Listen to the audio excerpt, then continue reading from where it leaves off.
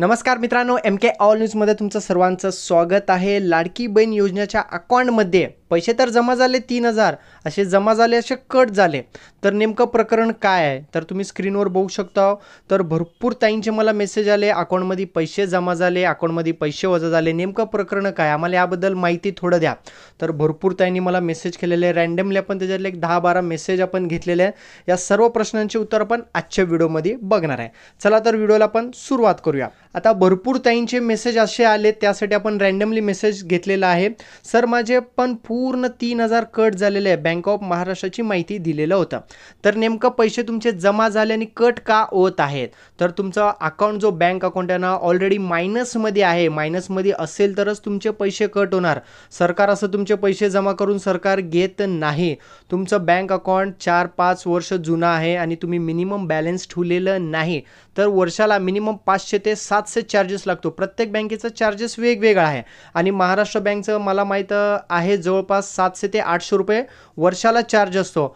Minimum balance ठेवलं नाही, ATM कार्डचे सर्व चार्जेस 800 रुपये जवळपास आहे. मग विचार करा तुम्ही 3-4 वर्ष तुमचं अकाउंट मायनसमध्येच आहे तर ते दंड तुम्हाला भरवायच लागेल ना. त्यासाठी पैसे असं जमा झाले, असं कट झालेले आहे. तर त्यासाठीच तुमचे पैसे कट झालेले आहेत, मायनसमध्ये असेल तरच. आता एक दुसरं ताईंनी मला मेसेज केले की माझे 2,000 रुपये कट झाले. सेम प्रॉब्लेम आहे, तुमचं अकाउंट मायनसमध्ये आहे, मग पैसे असे जमा झालेत, किती मायनस होतं 2,000 तेवढेच अमाऊंट कट झालेलं आहे. तर अगोदरच्या ताईंचं 3,000 पूर्ण कट झाले म्हणजे 3,000 पेक्षा जास्त अमाऊंट मायनसमध्ये आहे. मायनसमध्ये असेल तरच तुमचे पैसे कट होणार आहे. पुढचा प्रश्न आहे, माझं अकाउंट इनॲक्टिव्ह आहे पण KYC केलेलं आहे, आता परत फॉर्म भरावा लागेल का. तर याचं उत्तर आहे नाही. तर फक्त तुमचं अकाउंट इनॲक्टिव्ह आहे ते ॲक्टिव्ह करून घ्या. बँकमध्ये जाऊन KYC करा, तुमचं आधार कार्ड देऊन एक फॉर्म भरायचं असते. फॉर्म भरले की संपलं, तुमचं अकाउंट ॲक्टिव्ह होणार आहे. तर तुम्हाला हे अकाउंट चालवायचं नाही तर तुम्ही पोस्ट ऑफिसमध्ये पण अकाउंट ओपन करू शकता. शक्यतो ज्यांचं अकाउंट इनॲक्टिव्ह दाखवत आहे ना तर त्यांच्या अकाउंटमध्ये पैसे पण जमा झालेले आहेत, पहिले ते तुम्ही चेक करून घ्या. आधारमार्फत चेक करा, नाहीतर बँकमध्ये जाऊन चेक करून घ्या. इनॲक्टिव्ह असेल तरी पैसे जमा होत आहेत. चला पुढचा प्रश्न, तर फॉर्ममध्ये जो अकाउंट नंबर दिलेला आहे त्या अकाउंटमध्ये पैसे आले नाहीत तर दुसऱ्याच अकाउंटला पैसे आलेले आहेत. तर सपनाताईंचा हा प्रश्न आहे. तर दुसरा अकाउंट म्हणजे तो अकाउंट तुमचंच असणार आहे. अगोदर तुम्ही अकाउंट ओपन केलेलं आहे, त्या अकाउंटला आधार कार्ड लिंक असल्यामुळे त्या अकाउंटमध्ये पैसे गेलेले आहेत. तर प्रॉब्लेम सॉल्व कसं करायचं आहे, तर काही प्रॉब्लेम सॉल्व करायचं गरज नाही आहे तुम्हाला. कसं, काही ताईंना काय प्रश्न आहे की लग्नाच्या अगोदर जो अकाउंट आहे ना त्या अकाउंटमध्ये पैसे जमा होत आहेत. आता लग्न झालेलं आहे तर आमचं गाव पुणे आहे, आता मी प्रॉपर मुंबईला आहे, तर मी पुण्याला कसं जाऊन करावं. तर तुम्हाला तर तेवढं करावे लागेल एकदा. तर ट्रान्सफरचं इथं अजून ऑप्शन आलेलं नाही. तुमचंच अकाउंट असणार आहे. 2-3 अकाउंट असतात. पहिलं जे अकाउंट आधार कार्ड लिंक आहे ना त्याच अकाउंटला पैसे जमा होत आहेत, दुसऱ्याच्या कोणाच्या अकाउंटला पैसे तर जमा होणार नाही.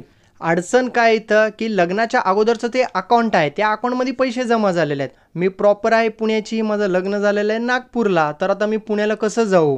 तर एकदा तुम्हाला बँकमध्ये जाऊन व्हिजिट करून तुमचं KYC करूनच यावा लागेल, मगच तुमचे दर महिन्याला पैसे जमा होत असणारच आहे. पण ते विड्रॉल होत नाही.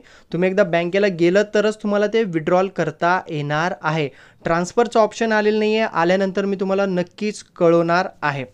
पुढचा प्रश्न, दादा बँक ऑफ इंडियाचं अकाउंट इनॲक्टिव्ह आहे तर तुम्ही म्हणण्याप्रमाणे मी पोस्टाचे अकाउंट काल ओपन केले, आज मी सीडिंग स्टेटस चेक केलं, अजूनही ॲक्टिव्ह दाखवत नाही, तर इनॲक्टिव्ह अकाउंट कॅन्सल केलं तर चालेल का. तर प्रशांत भाऊ घाई करू नको.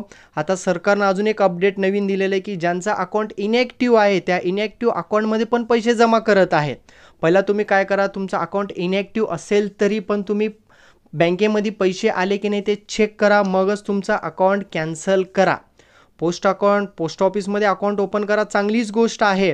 पण इनॲक्टिव्ह अकाउंट असेल तर त्याच्यात पण पैसे येत आहे, पहिलं ते तुम्ही चेक करा, मगच तुम्ही अकाउंट ते कॅन्सल करा. भरपूर लोकांबरोबर असंच झालेलं आहे, इनॲक्टिव्ह अकाउंट आहे तरी पण त्यात पैसे जमा झालेले, फक्त KYC केले की तुम्हाला पैसे विड्रॉल करता येणार आहे. आलं लक्षात. पुढचा प्रश्न, सर माझ्या आईचे पैसे पण आले नाही, अप्रूव्हल झालेला आहे पण फॉर्म, मग आता पुढच्या महिन्यात 4,500 येईल का. हो, ज्यांनी पण 15, 16, 17, 18 आणि आता कंटिन्यू फॉर्म भरत आहेत 30 ऑगस्टच्या आत 31 ऑगस्टच्या आत ज्यांनी पण फॉर्म भरणार आहेत आता नवीन, तर त्यांना सप्टेंबरमध्ये 3 हप्ते म्हणजे 1500 गुणिले 3 4,500 रुपये मिळणार आहे. आणि ज्यांना पण काही लोकांना पण अजून पैसे मिळालेले नाहीत, अजून पैसे जमा झालेले नाही, अप्रूव्हल तर मिळालेलं आहे, तर त्यांना पण सप्टेंबरमध्येच पैसे जमा होणार आहेत. पैसे कुठेही जाणार नाही, पैसे 100% जमा होणार आहे. आलं लक्षात?